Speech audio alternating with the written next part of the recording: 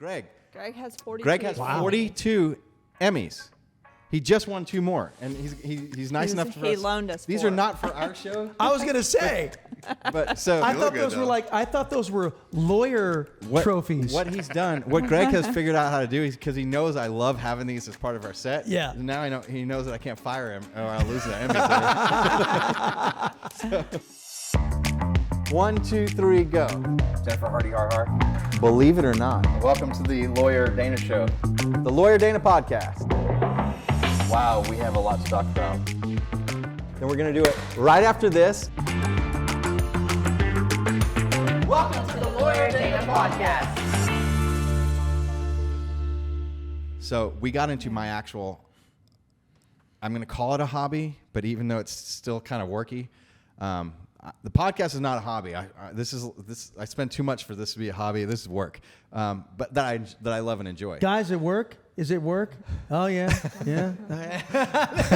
Greg is like, no, but here, but. Come sit and edit with me one time. Oh, I know. So many hours Yeah. it takes us afterwards to put the show together, and you have a very understanding of how much extra work goes in once we leave here. Yes. Wow. These guys, they're working. And this production here makes my little itty bitty podcast look like. I mean, it just this is incredible. Well, hey, if you want to come, he'll give you got a rate card. No.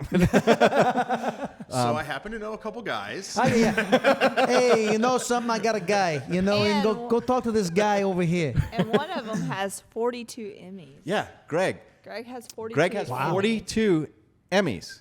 He just won 2 more, and he's nice enough for us. He loaned us. These 4. are not for our show. I was gonna say. But so I thought those were lawyer trophies. What he's done, what Greg has figured out how to do, is because he knows I love having these as part of our set. Yeah. Now I know he knows that I can't fire him or I'll lose the Emmys. Yeah. Well, that's how it's a you know brilliant you plan. hired well. Yeah. We did. They actually were both from WFAA Channel 8. And Yeah, worked there I for- used to work at for years. CBS 11, guys, when I first got to town. Weren't you there? He was there for a minute. Yeah. Did you guys ever work together? No. No, I left in 2010. Oh, here we go. Yeah, we got a mic. We've got a producer, Mike. I was there from 2000 to 2004. Okay, all right. So, but into my hobby Yeah. is talking to people who experience divorce at whatever point in their life. So you were a child of divorce. Yes. And I got to tell you, your story is like 90% of what I hear of children from divorce. Or otherwise, they don't really have a story about it. They were like, yeah, my parents were divorced. It was okay. Or like if it went well, but you saw the impassioned response that you got out of it. And I was that child. And there's pain that you've got in there. Yeah, to My this mission day. in life is to end that type of pain. That's awesome. And you've got, and so it's, if we do have to go into court, I'm really blessed because 99% of our clients, 99.8% of all of our clients are just absolutely wonderful, blessed people, because with that brand of soft divorce, here's the brilliance of it. If I didn't have that, I wouldn't still be doing this. A jerk or an a-hole, they don't want a soft divorce. Right. So the bad people don't come to us.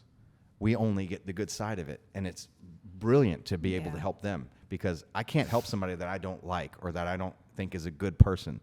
And if they're coming and it won't work out. So I love talking to people that See, have been and through it. then you said you were never a parent, but then you could. I mean, it could be said that you are laying foundations for other children. Oh yeah. Through your see, again, God works in those ways. Oh yeah. And how you have impacted tremendous amount of families and children and their futures, and how Thousands they're and going to thousands. grow up with maybe a more the best possible stability they could have in a divorced family. That's our goal. yeah. For me, success is not defined in how much money I can get out of the other side. And because if you're going to measure things in money, then you better put a value on whether or not your kids hate you for the way that that you treated their other parent. Dang right. I also don't like having abundance on one side and lack on the other. Whether it is I'm going to have the abundant parent or whether I'm going to have the parent with lack. Because I've had plenty of hardworking people or non-working or whatever that will say, no, just let them have it so that we don't have to fight through the process. And I go, that's not our standard. That's not what we mean by soft divorce. It's not that we give up. And I'm an excellent negotiator, and really every divorce is a great big negotiation. Yeah. Well, you're splitting assets basically. Right. You're splitting up a company, an entity. Exactly. Really. Right. Do you remember the song from Jerry Reed? She got the gold mine, I got the shaft. Do you remember that one?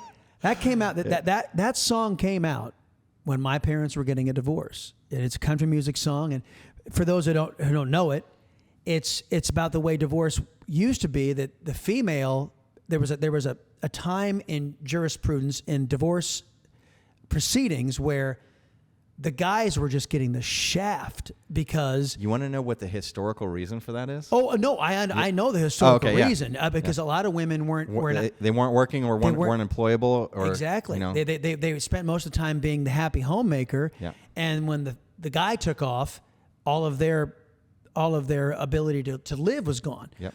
But it got to the point, in the 1970s, and when this song was made, Jerry Reed was started smoking the Bandit as Snowman. Remember him? Oh, that Jerry Reed. That Jerry Reed. Oh. Come on, Fred. That's the Jerry Reed that I know. Exactly. Come on, Fred. Don't make me chase you, Fred. No. Fred, feed Frog. Frog, feed Fred. Okay, so yeah. Anyway, Jerry Reed made that song. And I was just curious. I was going to ask you about how the courts are today, especially since so many women are they have their own careers in the workforce, and most parents are both working. It certainly helps if they both have careers and if they're both employable. The more difficult divorces are where you've got a stay-at-home mom, and we have some that are. So I don't want to say financially illiterate to disparage them. But they're financially illiterate. They have no idea. They've and never no had. clue. No. They've never paid a bill.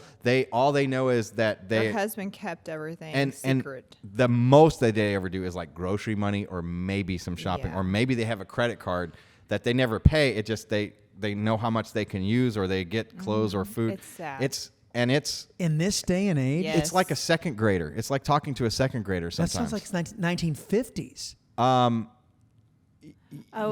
Except it's worse than that because I Yeah. think women in the 1950s were more financially literate than some are now. But I'm sure there's a spectrum of that, knowledge base. There's a control that they have. factor there. I was just that- gonna Well, sometimes, Yeah. so there's versions of that. Sometimes they're just purely innocent, and that's fine. But then other times it is they're a prisoner, and they haven't realized it, and they've been Wow. operate conditioned and they've been shaped into they never leave the prison, and they're trained and conditioned that this is what they do, and their husband would get mad at them if they even spend $100 out of the account. Oh wow. And the hardest thing is to get them to leave because they have this massive fear factor. And battered women, I'm so fed up and sick of battered women, and I keep talking to them and keep trying to help them, but there comes a time. Can you do a soft divorce with battered women? Isn't that definition of a hard divorce? No. Well, let me tell you the only thing that makes that hard. Yeah. That's one of from my point of view, it's one of the easiest divorces to handle. It's usually remarkably easy. And usually the batterer, when they come up with somebody, somebody that has more power to them, they cower like the cowardly dog. It's only when they're in private that most of the time that that the monster comes out. In public, they've got to they have their persona, and they have they've got to look like the good guy, and they'll even give This more stuff and like doesn't I'm so happen. good, and like and the wife is this. They're actually usually pretty easy to deal with, and they are very cliched, and we've seen it before. And we go and you go to the bar and have drinks and laugh at them later. It's not that bad. Here's the hard part. They just won't leave, man. They just won't leave. They're dependent. They're scared too. They don't know what life's going to be without. So the the subconscious security. equates familiarity with safety, even if it's not. Yeah. And then familiar abuser feels more comfortable than the fear of whatever unknown is out there, because they've also been psychologically manipulated that, they'll even be way worse and the big world is more scary. And let me show you how scary the world is. Here's a little taste, but I'm going to protect you from that sometimes. The devil you know. It's the devil you know. Right. And so I had this conversation. You will be completely fine. we were above a bank in my office at the time. I will go downstairs. I will give you $10,000 so you can rent a hotel room until I can get this fixed for you. I will handle your case for free, and I will get you. Here's financially what you will have, and you will be a millionaire. And right now you have nothing, right? You don't even, but you will be a millionaire when you're done. I'll give you $10,000 to live right now, which I don't even know I don't think that's ethical, but family lawyers don't usually do that. Like in personal injury cases, if you're getting a contingency, then I don't see how it would be unethical. Well, because you're buying cases, something like that. But for me, it was a gift that I wasn't even going to take back. Yeah. If you can give money away. So I go with you anyway. I mean, you right. might as well. Oh, okay. Well, So- this is what I'm going to do. Right. And she wouldn't do it.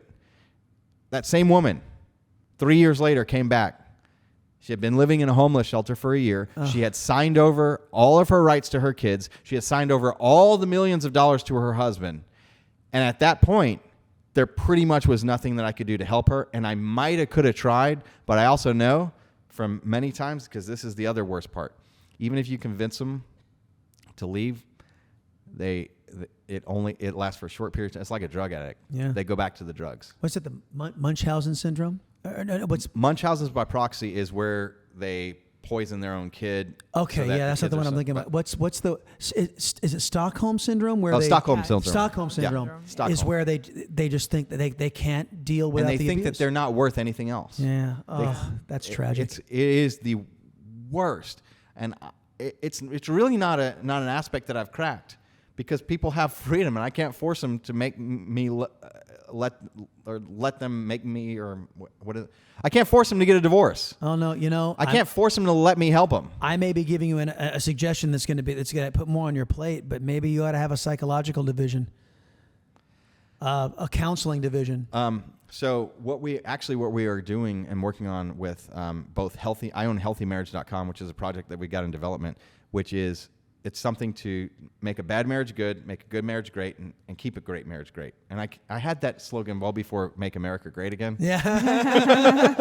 It's just taken me much longer to get this, because it's an endeavor. Yeah. But we want to also take softdivorce.com and healthydivorce.com and turn those into networks where we have lawyers that are all around the country, and also counselors and other resources for There you people go. that believe in the mission of what we are doing to make marriage healthy, really. And healthymarriage.com, that's my real, that's the real actual big project. That's the one that's going to make the most difference. And do you know why it's so important? Why To support marriage or to support marriage? Because it creates that bond for the kids, like kids growing up in a big but home. it's even so much bigger than that. Yeah. The nuclear family Oh, yeah. is the basis of Western civilization. Yes, it is. And without that, and that's why Marxists, you guys probably saw this, BLM is a Marxist group. They are against the nuclear family. They wanted to dismantle the nuclear family. That is abhorrent. Communists want to destroy the nuclear I think family. the worst thing that has happened in the country was when they realized when they started paying women for having the man out of the house. Yep.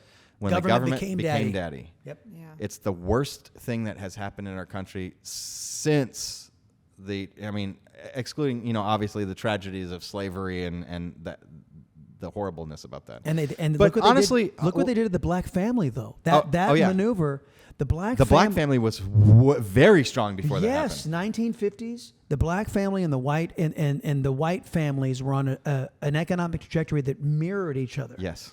Until government stepped in, and then you saw the white family continuing its rise and the black family falling, and it was because government undermined the nuclear family in the black community. And it was intentional. It was LBJ. Yeah. It was, and boy, you should have heard some of these recordings that got out from this guy. Democrat in good standing, and that's something I didn't tell you guys earlier. Every single time I've ever had one of these in front of me, a microphone, it's been a conservative who's put it in front of me. That this narrative that Republicans and conservatives are the racists, every bit of racism I've ever suffered has been at the hands of a leftist, of a liberal. And that there's a woman running for governor in Arizona right now, Katie Hobbs. She's a racist. and she was sued, and she was convicted, and the taxpayers had to pay her bill because she fired a guy because he was black, and she had to apologize for it, and she's a racist. This guy. A video where the guy was being Fetterman. Yeah. You saw Fetterman? Yeah. Fetterman in Pennsylvania running for Senate. This guy said, well, yeah, those people of color, they don't have IDs. They don't carry their IDs with them. Oh, really? That is nonsense. I know. But That it's racist to ask someone for an ID is the most racist statement. I know. But they're the ones who are making these racist comments. It's all from the left. They are the racists. Yeah. And Well, the left has been the racists historically. Yep. I mean, Democrats. The Democrat Party The South. was the party of the KKK. there you go. So, and they've been trying to beat that rap, and they've got the press. What they figured out, it's Saul Alinsky. That's true. Do you know? I don't know if you know the story. We haven't talked a lot about politics on the show yet. No. But they were going to protest George Bush, I think it is, maybe first Bush, but they were going to go and hold up signs that said George Bush is a racist, and Saul said, "Don't do that. Go get yourself some white sheets and dress up and say, vote George Bush and be in a KKK outfit to make it look like the KKK supports George Bush." That's they tried the same thing with Glenn Youngkin in Virginia. I think we're losing a light. Yeah, it was blinky. Yeah, it was it's blinky. blinky. Yeah, they tried to say it the same with Glenn Youngkin. They had these guys show up that were dressed in khakis and white shirts. They were supposed to be some sort of, I can't remember exactly what racist group it was allegedly supposed to be from. But yeah, they were from the opposing campaign. And because this guy was going to take out a Democrat, they showed up at to try to brand him as a racist. It wasn't even his people. Right. Well, I don't know. Are we going to get banned if we talk about what happened about, let's see, 15, 16 months ago? Let's not name it by name, but that date when there was going to be a vote in Congress about something. J6. Yeah. So, but there had to be false flags, and was that one guy that was whispering, trying to instigate and telling everybody to go in. That just doesn't seem like it was represents the vast majority of people there. No, you had about over 100,000 people there, and a small faction broke off. This is true. Broke into the Capitol. They trespassed. That's illegal. They broke windows. That's illegal. Yeah. There was some of them got rough with cops. That's illegal. Yet they saw solitary confinement, indefinite detention. Yeah, that's absolutely abhorrent to me. Right. Putin is criticizing us for that. Well, right. Well, not only that, and rightfully should. but right here in North Texas, in Fort Worth, rioters from BLM and Antifa rioted, broke the law. They were arrested, and Fort Worth let them go. Yeah, I don't get that. Not that there's anybody else. And we asked. Why is it not at least consistent? We asked them why. Well, they had no legal justification for not enforcing the law, other than the fact they're liberals, they're left-wingers. So if you're going to let BLM and Antifa, rioters, looters, beaters, and some of them killed people, 26 deaths were attributed to the BLM riots. If that's going to happen, and you're going to let some of those folks go for looting and burning and pillaging, and you're going to put solitary confinement to the people that were trespassing and didn't, whose only crime was walking through the Capitol and getting their pictures taken in front of the speaker's podium, you're going to throw them in the clink? That is the definition of despotism. Yeah, it is. Tyranny. It is. And it's something that you would expect of the Soviet Union or Mao or any of the murderous despots. I'm going to tell you, I used to work in restaurants, and I ran at the Omni Hotel. I ran Bob's Steak and Chop House, and I actually lived through two major riots down there, and the police shooting where the 6 police officers got killed, or was it 5? I'm sorry if I got it was 5. I was there the night when the rioters came flooding the restaurant. Like, they came into our kitchen also area. known as Jim Gaffigan's 50th birthday, because I was at his concert in Fair Park that Wow. night, and they were like, "Don't go downtown." I was running the restaurant that night, and they came running through the restaurant, jumping in the middle of people's tables. They flooded the whole back of the house, so like all the kitchen was full of protesters. I didn't realize Rioters. They weren't They were Right, rioters. they were rioters. I didn't realize There's a big difference between protest and riot. Well, I didn't realize how much PTSD. Thank you, PTSD. I got. We had it happen again a few years later, and like my anxiety, I was shaking, and like they were up on the lawn, they were throwing like tables through the windows at the Omni. I remember Daniel was extremely worried about. She's married to Daniel Bomer. He and I went to law school together 22 years ago at SMU, and we work together now. And Daniel was just. There was 50. We were all worried about There was you. like 50 police cars around the Omni that night, and they were just shooting off rubber bullets. You know, the police were, and just the tear gas that was going off, and like I had to walk around to all the tables and like let the guests know, and like the hotel was like, we don't really want anybody to leave. We will put them up for the night. And of course, this was during COVID, so the hotel wasn't, didn't have a lot of people in it, and it was just terrifying to go through that and think that that's okay to create fear like that into people, like normal people. It's exactly what they did, though. Trying to do their jobs. They wanted to create the fear. And you know what? The ironic thing. It's the same thing they were doing with the KKK. The people that gathered, they were protesting the police. Those are the protesters. They were protesting the police. Then this guy opens fire with the expressed intent of killing white people, which is what? Say it with me now. Racist. Yes. He wanted to kill white cops. And as soon as the shots started being fired, who did the people that were protesting the cops run to for protection? The cops. That's how morally bereft and degenerate that movement is. Mm-hmm. And why I oppose them. So why they deserve to be opposed, why every law-abiding American should be opposing them, not voting for them, not enabling them. Mm-hmm. So that's just plain. The rule of law is one of the foundational principles of this country. It's why we're able to have a business. You know what I don't get? Like, I thought racism was over when I was younger. I just thought it was over.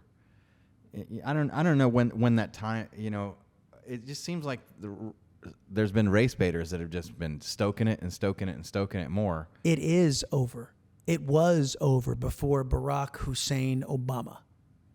We had put all of these things behind us. We were just this close to being just Americans. But his occupation of the Oval Office, the fact that he was elected not once but twice, the race baiters out there could not accept this because they've been so successful at demonizing the other side for so long. And then they had comedians making these jokes. You guys want to know where the cancel culture was born? Right there. When these comedians started saying, well, sorry, man, your race card's expired. We just elected the first black president, not once, but twice. So you can't say America's a racist nation. But guess what? They're doing it today. Oh, they can. They're doing it figured today. it out. It's the narrative. And they're teaching our children that America's a racist Oh, they have to. a racist country because they've been able so successfully to divide us. When you see something, life is about gaining wisdom. And when you see that the older people get, the more conservative they get, it's not because they're stupid. It's because Experience. Liberalism sounds good, conservatism does good, and it's experience. Well, what's Nancy Pelosi's excuse then? Well, she's older than dirt, and she still is a left-wing loon. She has to know what she's doing. I mean, it has to be intentional. Like, they must know, right? Did you see this teacher in, where was it? Connecticut. vice principal, assistant principal. Cobb Elementary. Do you guys hear the story? No, I haven't heard this. He was caught on video by Project Veritas. He was having a discussion with, I'm assuming, one of their attractive undercover people. And she was asking, so when Catholics apply to be teachers in your school, well, what do you do? Oh, we just don't hire them. We don't, because Catholics are, they have a moral grounding. We don't hire Catholics. We don't hire anybody over 30 because, as you were saying, if they're over 30, they tend to get more conservative, he said. We don't hire conservatives. He goes, what we've discovered is that progressive teachers are able to teach the Democrat agenda without being overtly political. This is a man taking a government salary paid for by Republicans and conservatives whose he believes education's job is to indoctrinate children to the Democrat agenda. But make sure you hide it. That you're not a progressive. They're smart that way, he said. They hide it. So he's on leave now. But it took an undercover sting from an independent journalist, Project Veritas. The mainstream press these days won't do a story like that because we don't investigate GovEd because they're the good guys. They're liberals, and we all know it. Well, so are they. And so are they. Exactly. Why would you investigate your own? Right. So, back to one of our original conversation points. You fix education, you go a long way to fixing this country. Yeah. Oh, yeah. What do you think about we probably covered that too, but where the dollar follows the child? Oh, absolutely. School choice is where it is at. Yep. I got into a debate with on my podcast with some elected officials. And one of them said, we can't throw the whole system out. And, frankly, we in Austin, we can't police 6 million students. And I said, well, Representative, isn't that what God gave them parents for? You've got a built-in police force in the parents. You give them the power, they're going to make sure their kids are taken care of because they deserve the power. But this keeping it in centralized form instead of GovEd and taxing us up the yin-yang with no accountability, and then we're funding critical race theory and all of the stuff we were talking about earlier, that's just nonsense. And the smut they're peddling in these schools, you guys have seen the book debate. Oh, yeah. You can't even, if you get into a school board meeting and you want to read I'm just going to pretend that this is my book. This is Liberty Rises. This is not smut. I just want to say this is good stuff. But let's just say for argument's sake, it's a smutty book. And then the parents want to read what their kids are being forced to read or what they have access to in these libraries. And some school administrators banging the gavel. You're sorry, not allowed to sorry, say that sir. at this meeting. You can't read that at this meeting, but this is what you're forcing down my kids' throats. But you can't read that. It's against the rules to have pornography. The parent says. So you admit that it's pornography. Exactly. Thank you very much. Thank you very much. So, trust me, government. Time to get rid of it. Time to get rid of trust me, government. The American system only works with a engaged population. Mm-hmm. And we have to be engaged. So when are you running for president? Yeah. You like him that much, huh, Jay?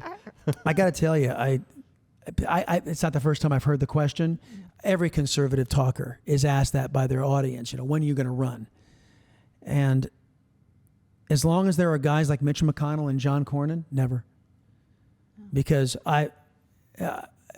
the other side, by the very nature of who they are, they're collectivists. They all are together. They're very unified. They all move in the same circles. They all move in the same direction. When you get a party full of conservatives, everybody has their own ideas, right? There are no unifying principles right now in the Republican Party. You guys realize that? They can't. The Republican Party can't even unite to oppose socialism. They can't even do that.